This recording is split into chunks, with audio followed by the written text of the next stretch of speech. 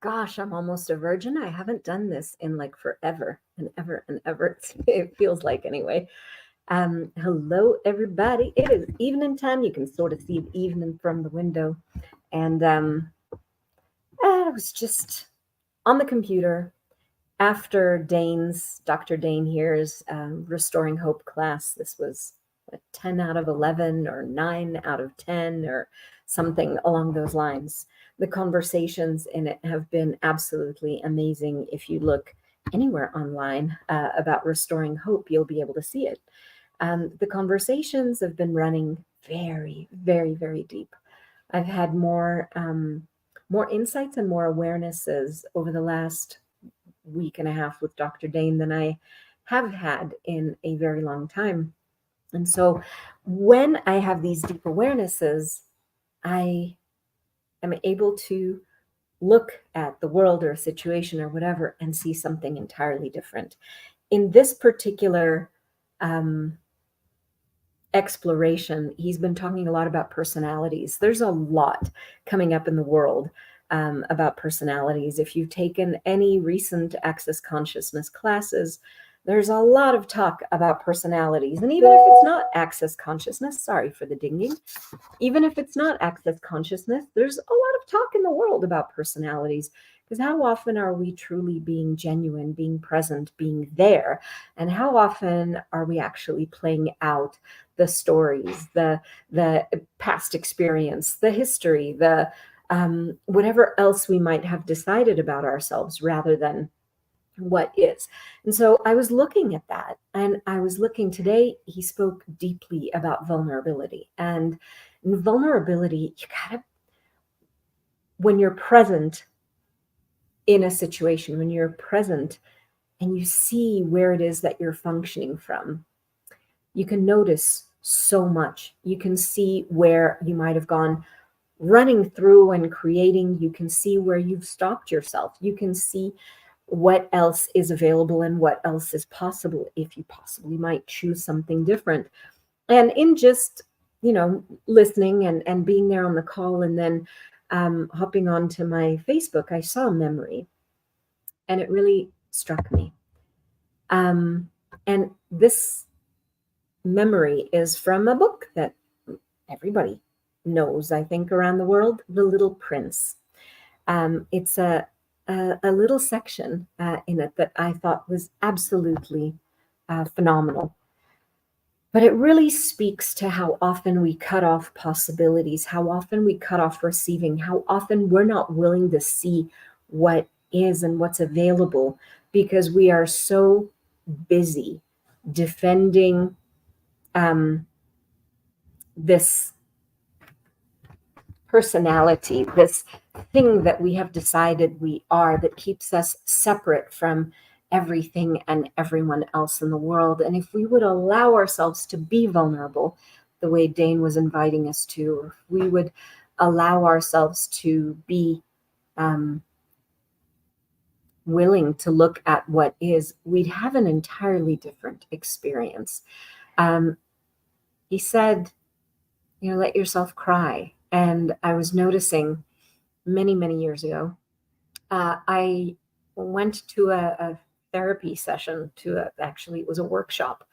And there was a lot of, you've got to get into it and you've got to feel it. You've got to, get this out, like cut it out while it's there so it doesn't drive you nuts anymore. And it was really interesting because it wasn't that softness and that invitation of what Dane was saying, where get present and allow yourself to cry, to perceive what's going on, to release, to just let yourself be.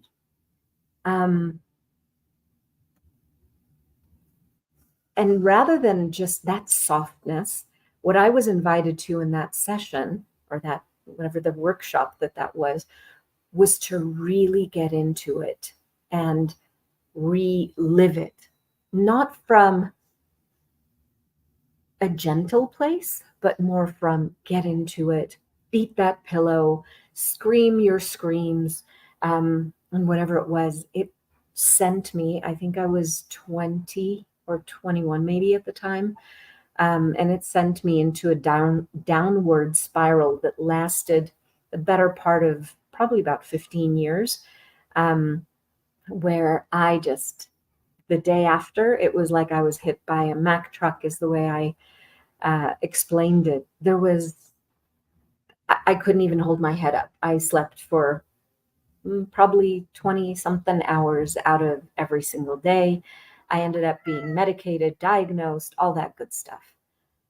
And it was interesting that based on some decisions or some conclusions that I had made at that point in time, I refused to be vulnerable and out of control now.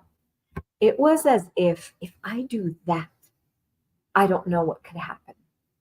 But how often do we cut off the possibilities for anything in life to receive it, to explore it, to experience it, to receive the gorgeousness that's there because we've decided that something is difficult or that something is terrible or whatever it is. And then we stop ourselves before we even begin.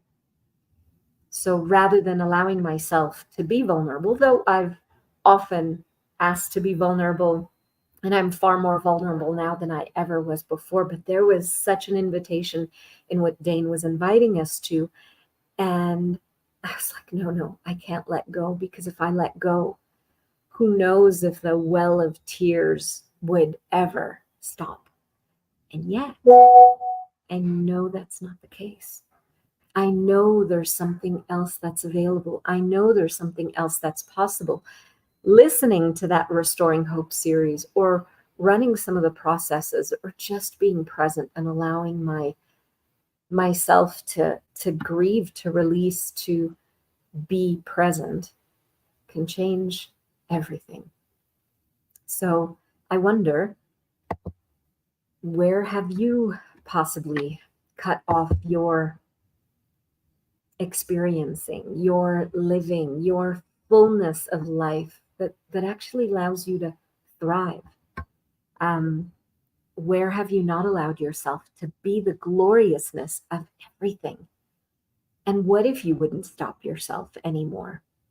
So I'm going to go back to that little snippet from The Little Prince, from Antoine de Saint-Exupéry. If I pronounced his name correctly, I'm not sure, but I love this snippet. It's madness to hate all roses because you got scratched with one thorn, to give up all dreams because one of them didn't come true, to give up all attempts because one of them failed.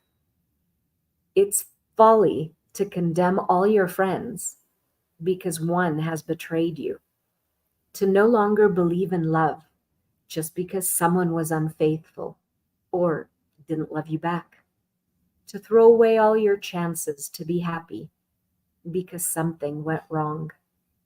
There will always be another opportunity, another friend, another love, a new strength. For every end, there is always a new beginning. And now here is my secret, a very simple secret. It's only with the heart that one can see rightly. What is essential is invisible to the eye. Gosh, golly gee willikers, I love that. Because it really is that. The invitation to see with our heart is the invitation to be all of you and to receive all of you and to see beyond that presumption that you may have, that point of view that you may have been holding on to, and what else is possible there. And so it's a different experience.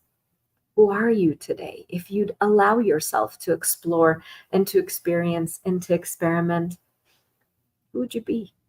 What would you see?